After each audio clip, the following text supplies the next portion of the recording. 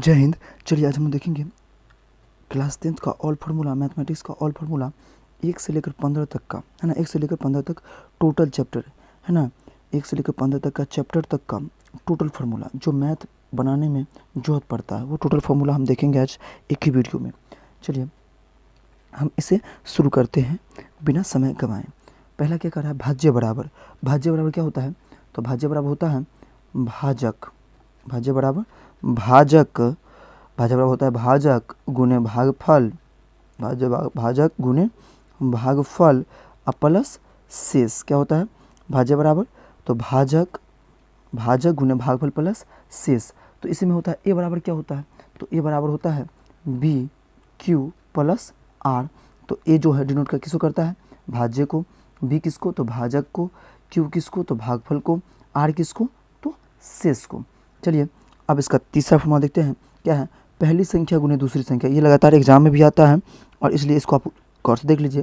पहली संख्या गुने दूसरी संख्या बराबर क्या होता है, तो इसका बराबर होता है SCF गुने LCM। क्या होता है SCF गुने LCM। उसके बाद चौथा देखिए a प्लस बी का होल स्क्वायर क्या होता है। a प्लस बी का होल स्क्वायर क्या होता है, तो इसका होल स्क्वायर होता है a square plus B square और plus 2ab। A square plus B square plus 2ab। A plus B का होल क्यू क्या होता है, तो इनका होता है A cube plus B cube plus 3a square B plus 3a square B plus 3ab square 3ab square.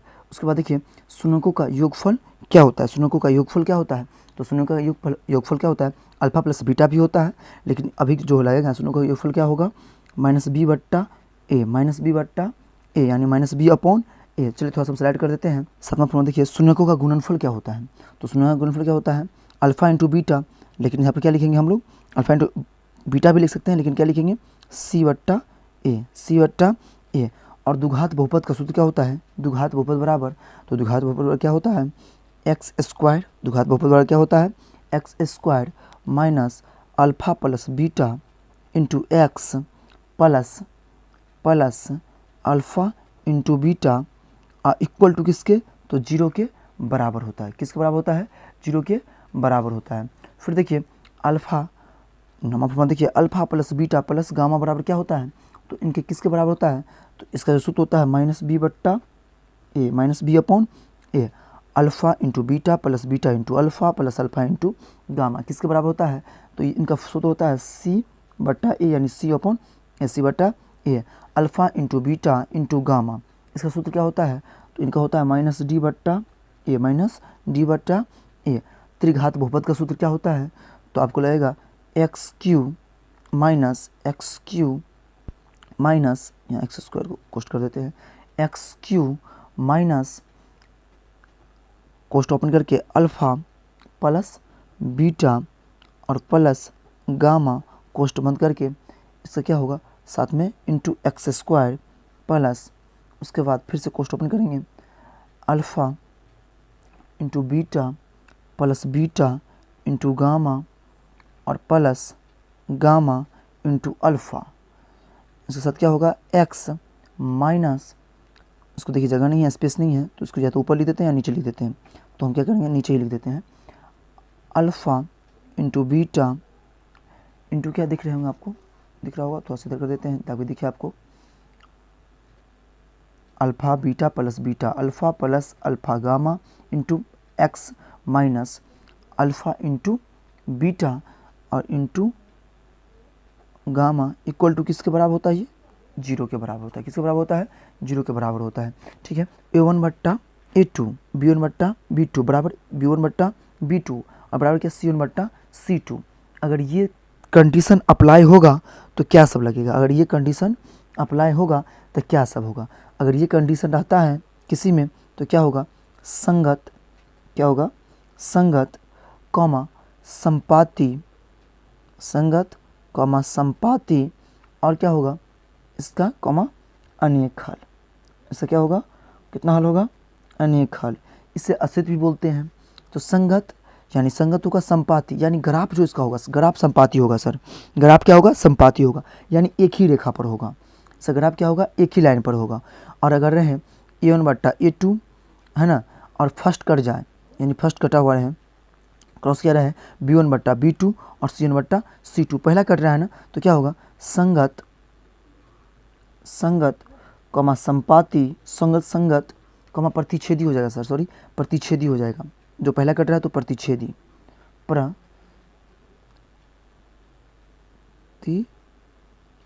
क्या हो जाएगा, प्रतिच्छेदी, और क्या हो जाएगा इसका अद्वितीय हल। कौन सा हल, अद्वितीय हल, अद्वितीय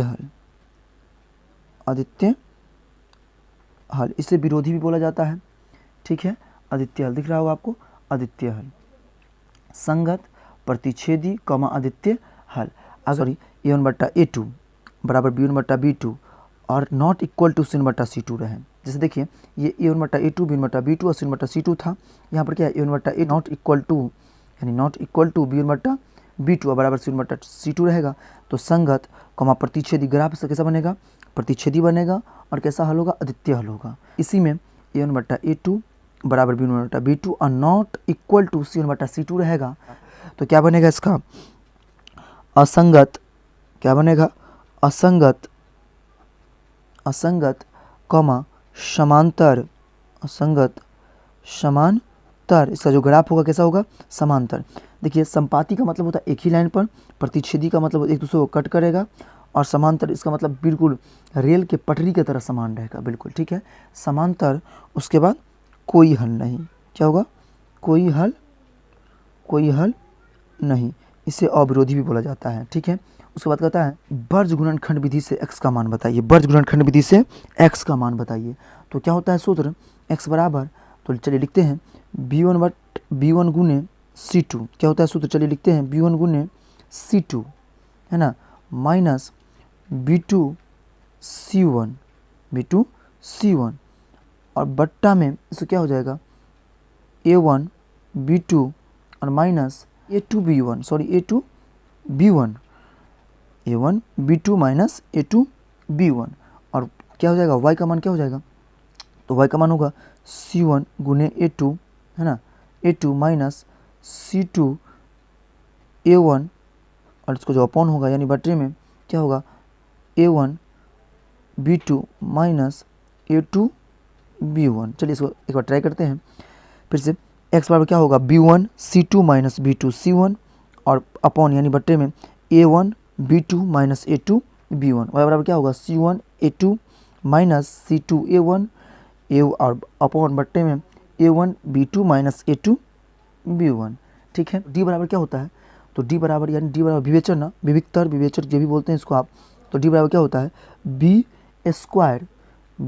square minus 4ac, b square minus 4ac। x बराबर क्या होता है, एक फॉर्मूला जानते थे, minus b plus root D plus minus root D, और बटा में क्या होता था 2a।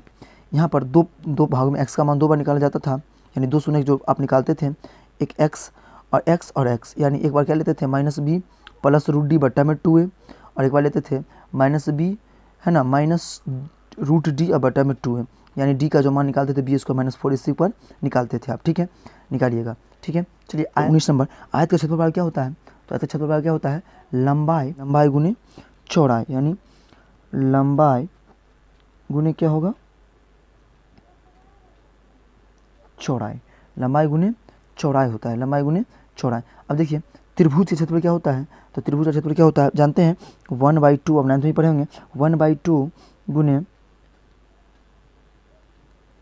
आधार गुने क्या होता है ऊंचाई, 1/2 आधार गुने ऊंचाई।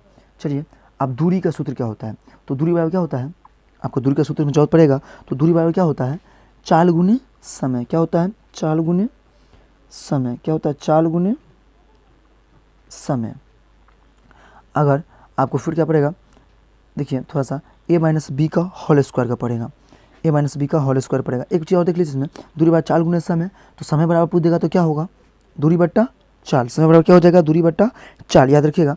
अगर देखिए फिर से a माइनस बी का होल स्क्वायर पूछ दिया तो क्या होगा a स्क्वायर है ना प्लस बी स्क्वायर और minus 2ab, a square plus B square minus 2ab, A square plus B square minus 2ab।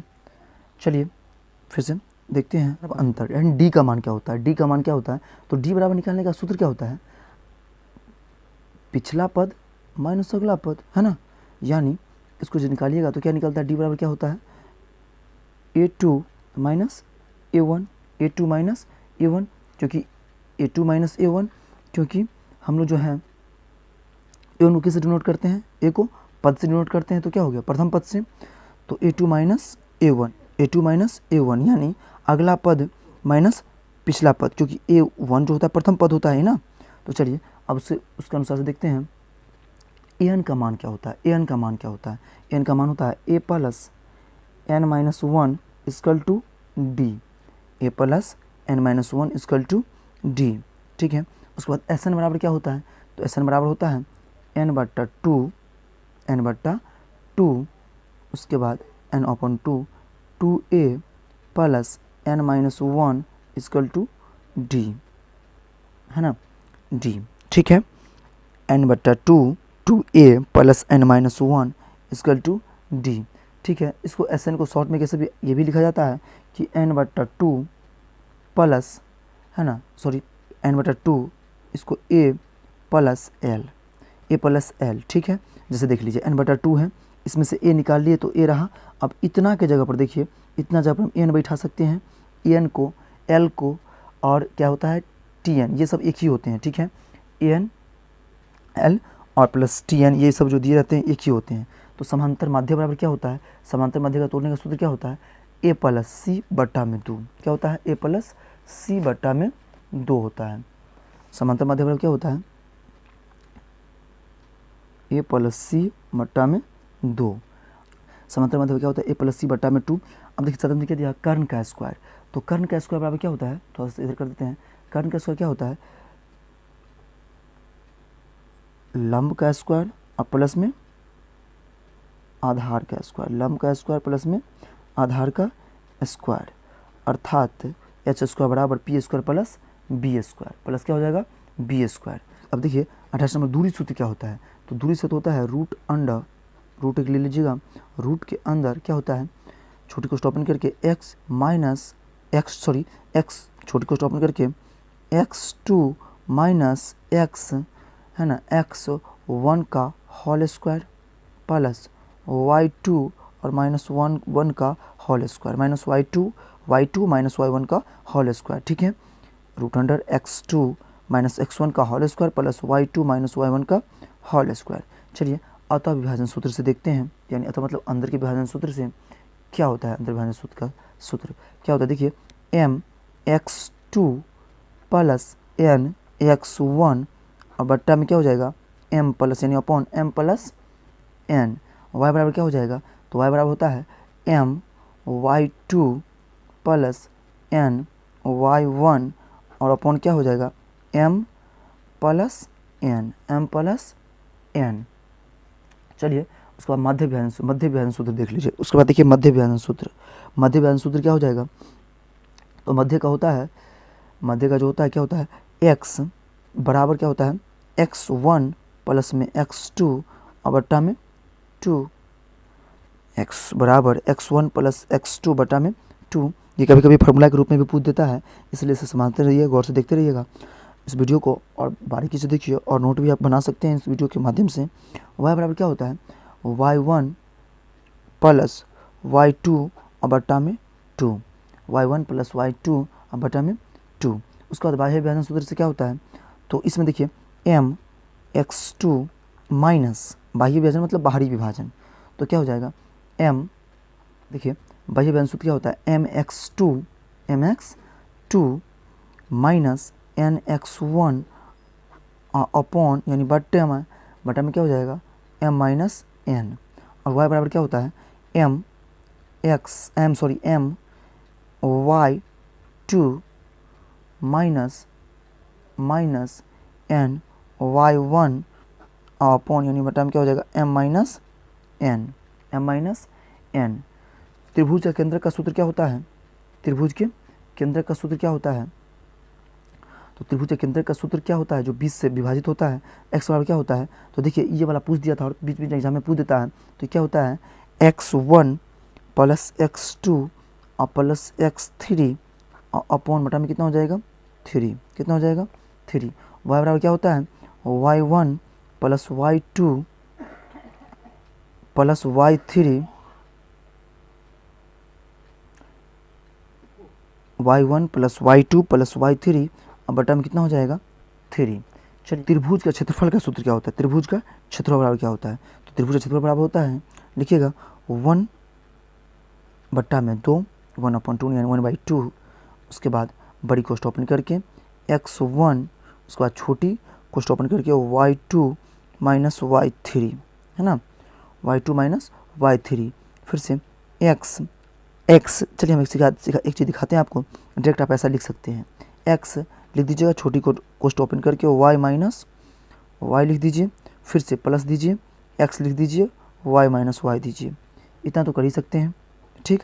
अब चलिए 123 लिख दिए ना, 1 2 3, इसका ठीक हम थोड़ा सा अपोजिट ले लेते हैं, तो क्या हो जाएगा 2 3 1, है ना, x2 छोटी कोष्ट y3 माइनस y1 अब प्लस इसका क्या है, ये बढ़ गया ना, तो 312 x3 माइनस y1 और माइनस y2, सॉरी y1 और माइनस y2 यानी x3 यानी x3 छोटी कोष्ट y1 माइनस y2, यानी इसका सूत्र आप याद करने का आसान तरीका, उसके बाद बड़ी कोष्ट बंद, इसका याद करने का आसान सा तरीका दिखा देते हैं आपको, 1/2 बड़ी कोष्ट ओपन, 123 231 312 और x छोटी कोष्ट लिख के माइनस लिख दीजिएगा, आपको याद हो सकता है, आप ट्राई कीजिएगा इसको। मूल बिंदु से दूरी क्या होता है, तो डायरेक्ट मूल बिंदु से दूरी होता है, मूल बिंदु से डायरेक्ट दूरी होता है √अंडर x2 प्लस y2, क्या होता है x2 प्लस y2। अब समचतुर्भुज का क्षेत्रफल क्या होता है, तो समचतुर्भुज क्षेत्रफल होता है 1/2 गुने पहला विकर्ण और गुने दूसरा विकर्ण, क्या होता है पहला विकर्ण गुने दूसरा विकर्ण, पहला विकर्ण गुने दूसरा विकर्ण। चलिए नंबर जो दे रहा है कि P, B एवं H के आधार पर फॉर्मूला, है ना, P, B एवं H के आधार पर फॉर्मूला। 36 नंबर में जो दिया है साइन थीटा बराबर क्या हो जाएगा, तो साइन थीटा बराबर होता है P बट्टा H, जहाँ पर P होता है लंब और H होता है कर्ण, P होता है लंब और H होता है कर्ण। उसके बाद क्या होता है कोसेक थीटा, तो कोसेक थीटा होता है ना, तो इसका ठीक उल्टा हो जाता है कोसेक थीटा, H बट्टा P, H अपॉन P हो जाता है। उसके बाद देखिए क्या दिया है टेन थीटा, टेन थीटा क्या होता है P/B, टेन थीटा क्या होता है P/B, तो कॉट थीटा क्या होता है ठीक इसका अपोजिट यानी उल्टा, B/P क्या हो जाता है B/P, थोड़ा सा हम स्लाइड कर देते हैं इसको, B/P। उसके बाद देख रहे होंगे आप कि कॉस थीटा क्या होता है, कॉस थीटा होता है B बट्टा H यानी B अपॉन H, इसका ठीक उल्टा हो जाता है, अपोजिट हो जाता है, H बटा में कितना हो जाएगा B। अब देखिए व्युत्क्रम के आधार पर फॉर्मूला, यहाँ पर एक चीज़ और देख लीजिए, P का मतलब लंब, P यानी लंब, H यानी कर्ण और B यानी आधार, ठीक है। उसके बाद देखिएगा व्युत्क्रम के आधार पर, तो साइन थीटा बराबर क्या होता है, साइन थीटा बराबर तो 1 बट्टा cosec theta, 1 upon cosec theta, तो कॉसेक थीटा क्या होगा भाई, तो कॉसेक थीटा होता है 1 अपॉन ठीक इसका अपोजिट साइन थीटा, क्योंकि यहाँ पर पहले ही बता दिए हैं कि व्युत्क्रम के आधार पर, व्युत्क्रम का मतलब होता है उल्टा, ठीक अपोजिट। अब क्या होता है देखिए तो टेन थीटा का क्या होता है 1 बट्टा cot theta, 1 upon cot theta, ठीक है, और कॉट थीटा क्या होगा ठीक अपोजिट 1 अपॉन टेन थीटा, है ना, 1 बट्टा टेन थीटा। उसके बाद कॉस थीटा क्या होता है, कॉस थीटा क्या होता है, तो कॉस थीटा का डायरेक्ट होता है 1 अपॉन सेक थीटा, 1 बट्टा सेक थीटा, तो सेक थीटा क्या होगा, तो 1 अपॉन कॉस थीटा, क्या होगा 1 अपॉन कॉस थीटा। हम लोग वर्ग के आधार पर क्या होता है तो उसे हम शुरू करते हैं। वर्ग के आधार पर क्या होता है, sine square plus cos square बराबर क्या होगा 1, क्या होगा 1। तो साइन स्क्वायर थीटा बराबर क्या होगा, sine square theta plus cos square theta बराबर 1। तो साइन स्क्वायर थीटा बराबर क्या होगा, तो साइन स्क्वायर थीटा बराबर क्या होता है 1 माइनस 1, ये प्लस में इधर जाएगा तो minus 1 minus cos square theta. तो फिर साइन थीटा बराबर क्या होगा, तो क्या है इधर क्या है, इस तरह स्क्वायर था, स्क्वायर हटा तो इस तरह क्या चढ़ गया, रूट चढ़ गया, क्या चढ़ गया, रूट चढ़ गया। ठीक, इस तरीक़ा से देखिएगा sec square minus tan square बराबर क्या होता है तो 1। तो सेक स्क्वायर बराबर क्या होगा, तो सेक स्क्वायर बराबर क्या हो जाएगा, तो सेक स्क्वायर स्वाभाविक बात है तो 1 का 1 plus tan square theta, sec square minus tan square theta 1। तो सेक स्क्वायर बराबर क्या होगा 1 माइनस टेन स्क्वायर थीटा। अभी नहीं चढ़ेगा क्योंकि जब सिंपल यहाँ दीजिए तब चढ़ाइएगा। तो यहाँ क्या हो जाएगा 1 plus sec 1 plus tan square theta रहेगा, है ना। आप इसका 10 का अपोजिट बना लीजिएगा, है ना। तो सेक थीटा क्या हो जाएगा, तो क्या था इधर स्क्वायर तो हटा, स्क्वायर हटा तो क्या चढ़ेगा, स्क्वायर हटा रूट चढ़ेगा। अब देखिए cosec square theta minus cot square theta कितना होगा 1, कितना होगा 1। तो कॉसेक स्क्वायर क्या होगा 1 plus cot square theta, 1 plus cot square theta, है ना। क्या होगा 1 प्लस कॉट स्क्वायर थीटा, तो क्या होगा 1 प्लस कॉट स्क्वायर थीटा। ठीक है, तो कॉसेक थीटा क्या हो जाएगा, तो स्क्वायर हटेगा तो क्या पर चढ़ेगा, रूट चढ़ेगा और 1 प्लस कॉट स्क्वायर थीटा इसमें सम्मिलित होगा। ठीक है, वर्ग के आधार पर आपने देखा, वर्ग यानी स्क्वायर के आधार पर यानी वर्ग के आधार पर आपने देखा। चलिए हम लोग कोण के आधार पर देखते हैं। साइन 90 माइनस थीटा वाला क्या होता है सर, साइन 90 माइनस थीटा वाला क्या होता है, तो साइन 90 माइनस थीटा वाला होता है कॉस थीटा, क्या होता है कॉस थीटा।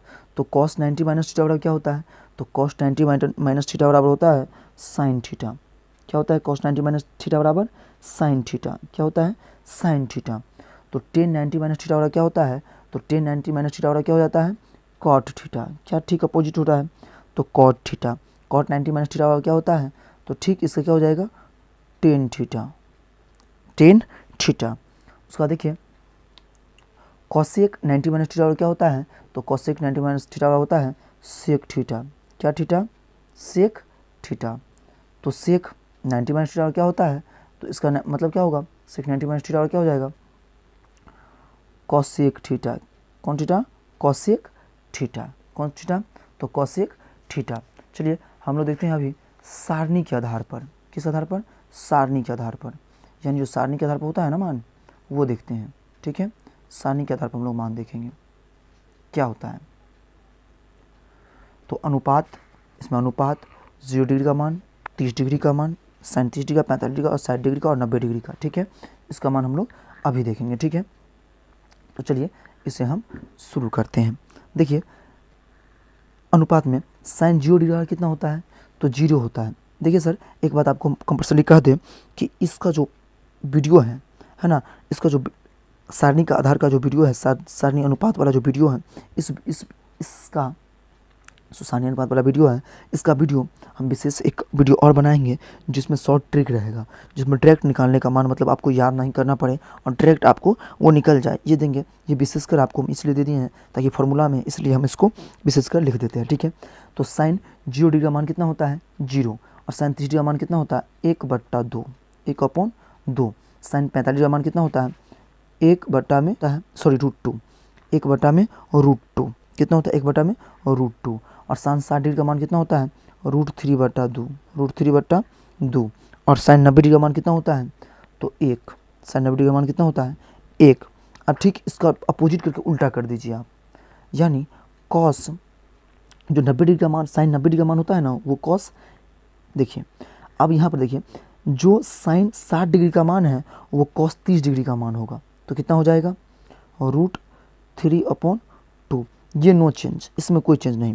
जो साइन 45 का मान है वो कॉस 45 का मान वही होगा, तो 1/में √2। ठीक, अब जो साइन 30 डिग्री का मान है वो इसका 60 डिग्री का मान होगा, तो 1/2, 1/2। अब जो साइन 0 डिग्री का मान है वो कॉस 90 डिग्री का मान होगा, तो कितना हो जाएगा 0, कितना हो जाएगा 0। चलिए हम इसमें कॉसेक 30 डिग्री 0 डिग्री का मान देखते हैं। सेक 0 डिग्री का मान क्या होगा, इन्फिनिटी, यानी अप्रभाषित, जो अप्रभाषित चीज़ है। उसके बाद क्या होगा, तो 30 डिग्री का मान कितना होता है, तो 2 होता है, आपको याद करना पड़ेगा कितना होता है, तो 2 होता है। 45 का मान कितना होता है, √2 होता है, तो 2/√3 होता है। और 90 डिग्री का मान कितना होता है, 1 होता है, कितना होता है, 1 होता है। ठीक सेक का ठीक ये उल्टा हो जाएगा, तो इसका 90 जो मान जो है वो यहाँ 1 हो जाएगा, देखिए 1, ये 2√3 है तो 2√3 हो जाएगा, है ना। √2 है तो ये कितना होगा, ये भी √2 रहेगा। ये 2 है तो ये कितना हो जाएगा, 2 रहेगा। ये जो है इन्फिनिटी, यहाँ भी पड़ेगा इन्फिनिटी, ठीक है। अब देखिए यहाँ 10 0 डिग्री का मान कितना होता है, तो 0 होता है, कितना होता है, 0 होता है। अब इसका 10 30 डिग्री का मान कितना होता है, तो 1/√3 होता है। यह आपको हम पहले ही बता देते हैं, ये निकालने के लिए एक विशेष वीडियो बनेगा, उसमें आप देख लीजिएगा। कितना होता है, 1√3 होता है। अब बताइए 10 45 का मान कितना होता है, तो 10 45 का मान कितना होता है, 1 होता है। अब 10 60 डिग्री का मान कितना होता है, तो √3 होता है, √3 होता है। और 10 90 डिग्री का मान कितना होता है, तो अप्रभाषित होता है, कितना होता है, तो अप्रभाषित होता है। अब देखिए cot 0 डिग्री का मान कितना होता है, तो ठीक इसका उल्टा, तो अप्रभाषित होगा। ये कितना है, 10 60 डिग्री का जो मान है वो 10 cot 30 डिग्री का मान होगा, तो कितना हो जाएगा, √3। एक का एक रहेगा, क्योंकि एक 45 डिग्री, तो 45 डिग्री भी एक रहेगा। अब कितना sin 10 जो 30 डिग्री का मान है वो cot 60 डिग्री का मान होगा, है ना। तो कितना हो जाएगा, 1/√3, 1/√3। अब जो 10 0 डिग्री का मान है वो 90 डिग्री का मान होगा, तो 0, कितना हो जाएगा, 0, ठीक। अब चलिए आपने इसमें देख लिया, आप स्क्रीनशॉट भी ले सकते हैं। अब देखिए h का बराबर क्या होता है, हम आपको बताए थे कि बताएंगे h बराबर क्या होता है। h का मतलब होता है कर्ण, h का मतलब कर्ण। p का मतलब क्या होता है, तो बताए थे, तो क्या होता है, लंब। और b का मतलब आधार, क्या होता है, आधार। एक चीज़ देखिएगा, ये देखिए हमको देते हुए, ठीक है। इसका मतलब क्या होता है, सर इसका मतलब होता है अप्रभाषित, अप्रभाषित। चलिए देखते हैं, एक फार्मूला बीच में आता है, कभी कभी आ जाता है फार्मूला, आपको सवाल में जब प्रूफ करिएगा तो ये फार्मूला का जरूरत पड़ जाता है एनसीईआरटी मैथ में खासकर। तो टेन थीटा और क्या होता है, तो पड़ेगा साइन थीटा और बट्टा में क्या होगा, कॉस थीटा, साइन थीटा बटा में कॉस थीटा। तो कॉस थीटा और क्या होगा, ठीक इसका अपोजिट, कॉस थीटा बटा में साइन थीटा, क्या होगा, बटा में साइन थीटा, कॉस थीटा बटा में साइन थीटा, क्या हो जाएगा, कॉस थीटा बटा में साइन थीटा। आपको जो 9 लेसन का सवाल है इसी पर बेसिक होता है, तो इसी पर आधार पर इसे बन सकता है ना, 9 लेसन बन जाएगा इसी के आधार पर। चलिए तो अब डायरेक्ट विशेषकर हम किस में देखेंगे, जो फार्मूला को मेन थीम है, फार्मूला का जो जरूरत पड़ता है वो आपको हम दे रहे हैं। बेसिकली कॉट बराबर क्या होता है, कॉस थीटा बटा में साइन थीटा। तो चाप की लंबाई क्या होती है, तो चाप की लंबाई जो होती है क्या होती है, चाप की लंबाई क्या होती है, तो चाप की जो लंबाई होती है वो होती है थीटा बट्टा 360 डिग्री, है ना। और क्या होता है, इंटू 2πr, 2πr। त्रिज्यखंड का क्षेत्रफल क्या होता है, थीटा बट्टा 360, थीटा बट्टा 360 इंटू πr स्क्वायर, क्या होता है, πr स्क्वायर, ठीक है। इंटू रहेगा 360 डिग्री का होता है, डिग्री होता है यहाँ पर, और क्या हो जाता है वो, इंटू πr स्क्वायर। चलिए देखिए दीर्घ त्रिज्यखंड का क्षेत्रफल क्या होता है, तो इसका जो क्षेत्रफल होता है वो होता है 360 माइनस 360 डिग्री माइनस थीटा, अब बटा में कितना होगा, 360 degree into πr square, into πr square. चलिए वृत्तखंड का क्षेत्रफल क्या होता है, तो वृत्तखंड का क्षेत्रफल होता है थीटा बट्टा में 360 degree πr square minus 1/2 r square sine theta. अर्थात ये क्या होगा कि त्रिज्यखंड माइनस त्रिभुज का क्षेत्रफल, त्रिज्यखंड का क्षेत्रफल माइनस त्रिभुज का क्षेत्रफल इक्वल टू वृत्तखंड का क्षेत्रफल। इसका सचित्र आपको एक वीडियो में हम दे देंगे। अब देखिए दीर्घ वृत्तखंड का क्षेत्रफल क्या होता है, तो इसका होता है 360 दीर्घ वृत्तखंड है ना, तो सॉरी पाई स्क्वायर पहले दीजिएगा, दीर्घ है इसलिए πr स्क्वायर माइनस पहले दे दीजिएगा, पाई स्क्वायर पहले दीजिएगा, πr स्क्वायर माइनस कोष्ट ओपन कीजिएगा, उसका दीजिएगा थीटा बट्टा 360, है ना, उसका फिर दीजिएगा πr square minus 1/2 r square sine theta, theta. उसके बाद कोष्ठ बंद कर दीजिएगा। चतुर्थांश का क्षेत्रफल क्या होता है? तो चतुर्थांश का क्षेत्रफल होता है 1/4 pi R square, 1/4 pi R square. उसका वृत्त का व्यास क्या होता है? तो वृत्त का व्यास क्या होगा? आप नहीं जानते वृत्त का व्यास क्या होता है? 2r। वृत्त की परिधि क्या होता है? तो वृत्त की परिधि क्या होता है? तो 2 पाई आर। देखिए परिधि को लंबाई भी बोला जाता है, कभी कभी आपको पूछ किया तो लंबाई भी उसे माना जाता है। उसके बाद देखिए तो वृत्त का क्षेत्रफल क्या होता है? Pi R square, pi R square. वलय का क्षेत्रफल क्या होता है? वलय मतलब जो पूरा घेरा रहता है ना, तो डबल टाइप में, तो वलय का क्षेत्रफल क्या होता है? तो pi R square minus R square, बड़ा आर स्क्वायर माइनस छोटा आर स्क्वायर, पाई बराबर बड़ा आर स्क्वायर माइनस छोटा आर स्क्वायर। अब अर्धवृत्त का क्षेत्रफल क्या होता है? तो अर्धवृत्त का क्षेत्रफल क्या होता है? तो 1/2, क्योंकि वृत्त का क्षेत्रफल पाई स्क्वायर, तो इसका अर्ध है ना, तो आधा ना, 1/2 pi R square, 1/2 pi R square. अब देखिए अर्धवृत्त की परिधि क्या होती है? तो अर्धवृत्त की परिधि क्या होती है? तो पाई आर प्लस 2r। परिधि को परिमाप भी बोलते हैं, याद रखिएगा। वर्ग का क्षेत्रफल क्या होता है? तो वर्ग का क्षेत्रफल होता है भुजा स्क्वायर, भुजा स्क्वायर, अर्थात ये भी कह सकते हैं आपकी ए स्क्वायर। भुजा स्क्वायर को ए स्क्वायर कहते हैं, भुजा को ए से शुद्ध करते हैं इसलिए ए स्क्वायर भी होता है। तो वर्ग का क्षेत्रफल हो गया ना भुजा स्क्वायर। वर्ग का विकर्ण क्या होता है? √2 गुने इक्वल टू भुजा, कह सकते हैं √2 गुने भुजा। समबाहु त्रिभुज का क्षेत्रफल क्या होता है? तो √3/4 भुजा स्क्वायर। क्या होगा? √3/4, उसके बाद क्या होता है? भुजा स्क्वायर, √3/4, उसके बाद क्या होता है? तो भुजा स्क्वायर, √3/4 भुजा स्क्वायर। चलिए हम लोग अब करेंगे घन का कुल पृष्ठ क्षेत्रफल देखते हैं। तो थोड़ा सा सेलेक्ट करते हैं। घन का कुल पृष्ठ क्षेत्रफल क्या होता है? घन का कुल पृष्ठ क्षेत्रफल होता है 6a स्क्वायर, 6a स्क्वायर यानी 6 भुजा स्क्वायर। ठीक है। घन का वक्र क्या होता है? तो 4a स्क्वायर। घन का आयतन क्या होता है? तो a क्यूब। क्या होता है? a cube. घन का विकर्ण क्या होता है? तो घन का विकर्ण क्या होता है? तो घन का जो विकर्ण होता है वो होता है √3a। घन का विकर्ण क्या होता है? √3a। घनाभ का कुल पृष्ठ क्षेत्रफल क्या होता है? तो घनाभ का कुल पृष्ठ क्षेत्रफल होता है 2 × LB plus BH plus HL, है ना, जहाँ L लंबाई, B चौड़ाई और H ऊंचाई होता है। ठीक है। उसके बाद देखिए घनाभ का वक्र दिख रहा है आपको। घनाभ का वक्र पृष्ठ क्षेत्रफल क्या होता है? तो वक्र होता है 2 × LB, L प्लस B, है ना, और इक्वल टू H। ठीक। घनाभ का आयतन क्या होता है? तो LBH, LBH। घनाभ का आयतन क्या होता है? LB। अब देखिए आपको दिख रहा है घनाभ का विकर्ण क्या होता है? तो √L square plus B square और प्लस में H स्क्वायर। आपको सचित्र के लिए हम आपको इसके बाद जो वीडियो बनाएंगे उसमें सचित्र वर्णन कर देंगे, और आपको अच्छा लगेगा तो जरूर विशेष कर बना सकें। ठीक है। और सचित्र भी वर्णन करें। बेलन का कुल पृष्ठ क्षेत्रफल क्या होता है? बेलन का कुल पृष्ठ क्षेत्रफल थोड़ा सा, तो बेलन का कुल पृष्ठ क्षेत्रफल होता है 2 पाई r और h into H plus R, 2 पाई r into H plus R। और बेलन का वक्र पृष्ठ क्षेत्रफल क्या होता है? बेलन का वक्र पृष्ठ क्षेत्रफल क्या होता है? 2 पाई RH। बेलन का आयतन क्या होता है?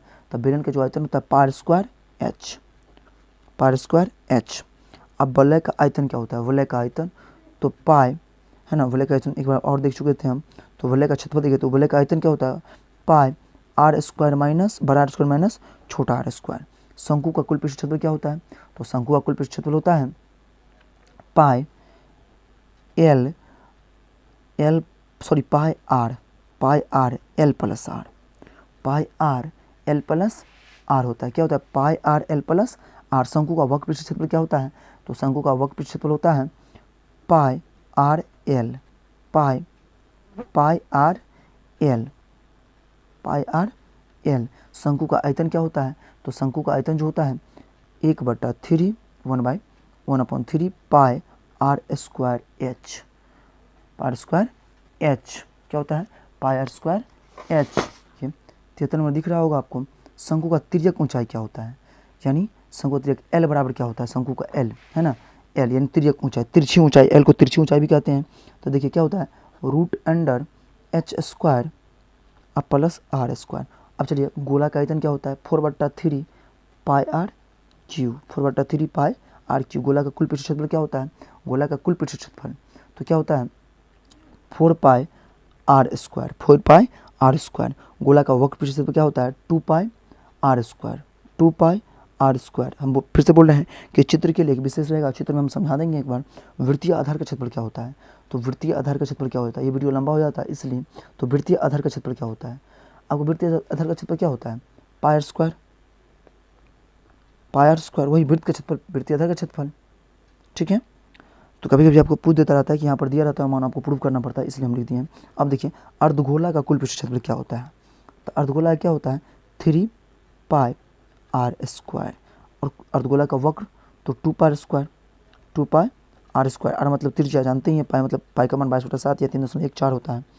अब अर्धगोला का आयतन क्या होता है, तो अर्धगोला का आयतन होता है 2/3 2/3 पाई आर क्यू। और छिन्नक का तिर्यक ऊंचाई क्या होता है, छिन्नक का डायरेक्ट तिर्यक ऊंचाई ही पूछ दिया, छिन्नक का तिर्यक ऊंचाई क्या होता है, इसका होता है root under H square plus बड़ा आर स्क्वायर कोष्ट के अंदर root under H square plus छोटी कोष्ट बड़ा आर स्क्वायर माइनस छोटा आर स्क्वायर भी कर सकते हैं, और नहीं तो अब इस दोनों को मिटा के डायरेक्ट बड़ा और माइनस छोटा का होल स्क्वायर दे दीजिए, ठीक है, ये भी सही रहेगा। इसको मिटा दिए हैं, root under H square plus बड़ा आर माइनस छोटा आर का होल स्क्वायर। छिन्नक का वक्र पृष्ठ क्षेत्रफल क्या होता है, छिन्नक का वक्र पृष्ठ क्षेत्रफल pi L into R plus R, क्या होता है pi L into R plus R. उसके बाद देखिए छिन्नक का कुल पृष्ठ क्षेत्रफल क्या होता है, पाई एल आर बड़ा आर प्लस छोटा आर, ठीक है। उसके बाद प्लस पाई आर स्क्वायर, पाई बड़ा आर स्क्वायर, उसके बाद फिर पाई छोटा आर स्क्वायर, उसका क्या होगा छोटा आर स्क्वायर। छिन्नक का आयतन क्या होता है, छिन्नक का आयतन होता है 1/3 पाई एच, 1/3 पाई एच बड़ा आर स्क्वायर प्लस छोटा R square plus R into R, plus R into R. आप लोग पढ़े होंगे वर्गची बराबर क्या होता है, अगर पढ़े हैं तो वर्गची बराबर क्या होता है, ऊपरी सीमा प्लस निचली सीमा बट्टा में 2, ऊपरी सीमा प्लस निचली सीमा बटा में 2। आपको जब वीडियो बनाएंगे तो इसमें विशेष बात का इसका मंथन किया जाएगा। परिसर वाला क्या होता है, तो परिसर वाला क्या होता है उच्चतम सीमा माइनस न्यूनतम सीमा, या निचली सीमा भी कह सकते हैं, हम निचली लिख देते हैं, निचली सीमा, या आप लिख दीजिएगा न्यूनतम सीमा, ठीक है चलेगा। उसके बाद माध्य बराबर क्या होता है, तो माध्य बराबर क्या होता है परीक्षणों का योग, परीक्षणों का योग और बटा में क्या होगा परीक्षणों की कुल संख्या, ठीक है, परीक्षणों की कुल संख्या। अब भूलक बराबर क्या होता है, तो जो अधिक बार आता है ना, जिसकी बारंबारता अधिक हो, शॉर्ट में बारंबारता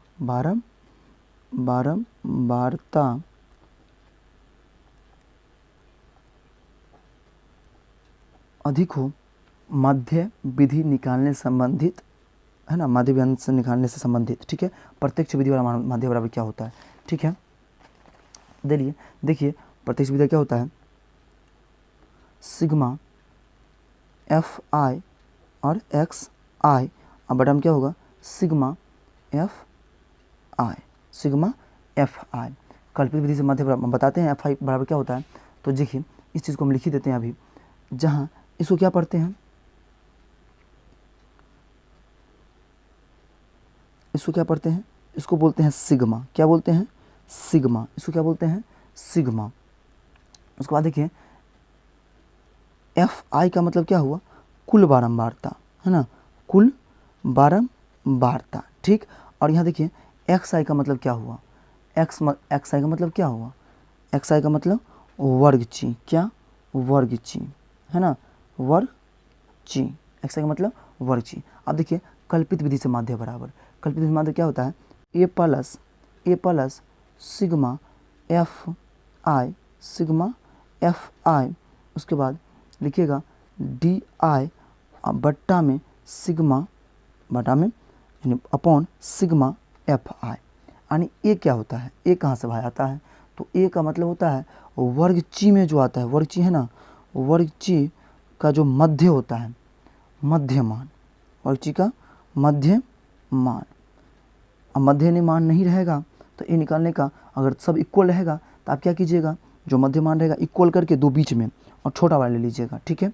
अब देखिए डी आई कहाँ से आता है, तो डी आई कैसे निकालेंगे, डी आई भी निकालेंगे ना, तो डी आई निकालने का सूत्र होता है एक्स आई, यानी एक्स आई माइनस ए, एक्स आई माइनस ए, यानी वर्ग ची माइनस क्या हो जाएगा, ए जो बीच का मान मारता होता है वो, ठीक है। वर्ग ची में से ए घटा देंगे, तो सब करते हैं पग विचलन माध्य बराबर, पग विचलन विधि से माध्य बराबर क्या होता है, तो इसका होता है A plus sigma, A plus sigma F I, उसके बाद U I upon sigma F I गुने एच, है ना। ये हम आपको बता दिए थे, एफ आई भी बता दिए कि बारंबारता होता है एफ आई, है ना। इसमें क्या है यू सस्पेंस है, यू आई क्या होता है, तो यू आई का मतलब होता है, यू आई कैसे निकलेगा, तो एक्स आई माइनस ए, अब कितना हो जाएगा अपॉन एच, यानी यू आई निकालने के लिए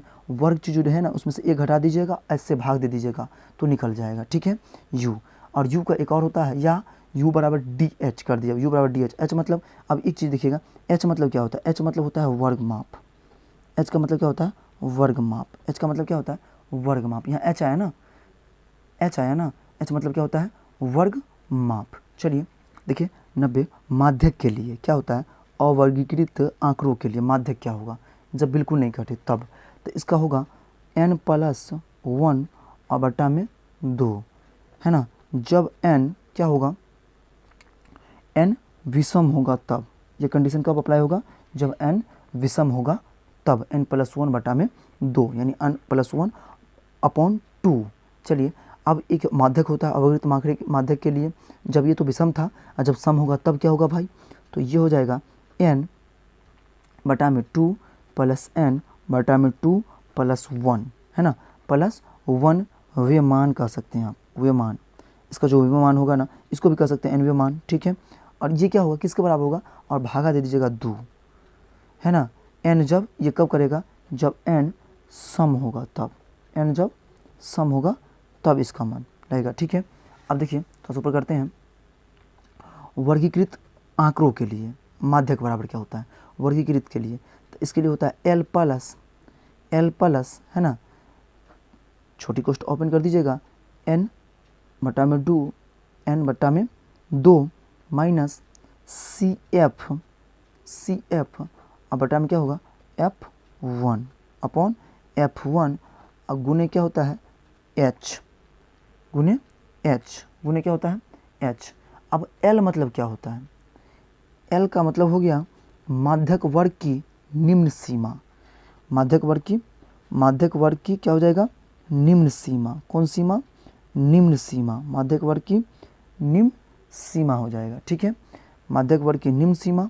आप देखिए n बराबर क्या होगा, n बराबर क्या होगा बारंबारताओं का योग, यानी प्रेक्षणों का योग और बारंबारताओं का योग जो होगा उसी को n बोलते हैं, ठीक।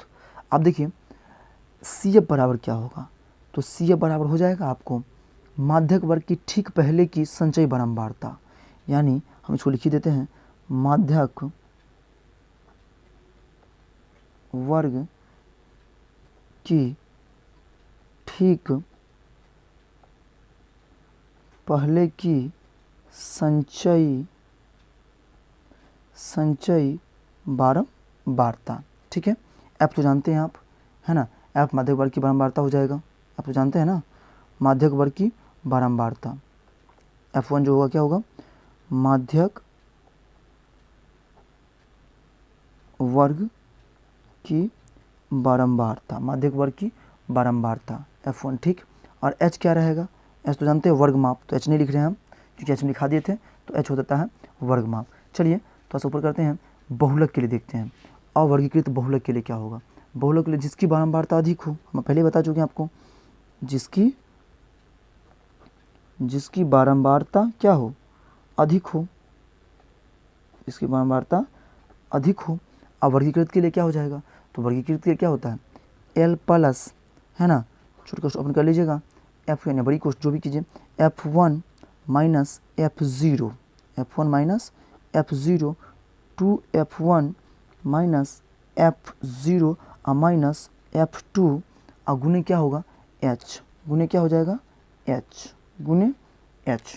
तो भाई यहाँ पर किस सब का मान क्या होता है वो देखते हैं हम, ठीक है, आप ले सकते हैं स्क्रीनशॉट। अब किस सब का मान क्या होता है वो थोड़ा देख लेते हैं। अब L जो है क्या है, बहुलक वर्ग की निम्न सीमा, बहुलक वर्ग की निम्न, बहुलक वर्ग की निम्न सीमा, सॉरी सीमा है, बहुलक वर्ग की निम्न सीमा, ठीक। अब उसके बाद देखिए, उसके बाद क्या है F1, तो बहुलक वर्ग की बारंबारता, बहुलक वर्ग की बारंबारता। अब उसके बाद देखिए एक चीज़ और है, क्या F0 क्या होगा, तो F0 क्या हो जाएगा, बहुलक वर्ग की ठीक पहले की बारंबारता, ठीक पहले की बारंबारता, बहुलक वर्ग की ठीक पहले की बारंबारता। तो उसके बाद भाई F2 क्या होगा, तो F2 होगा बहुलक वर्ग की ठीक बाद की बारंबारता, नीचे से जैसे F0 होता है, F1 होता है, F2 होता है, तो ठीक बाद की बारंबारता,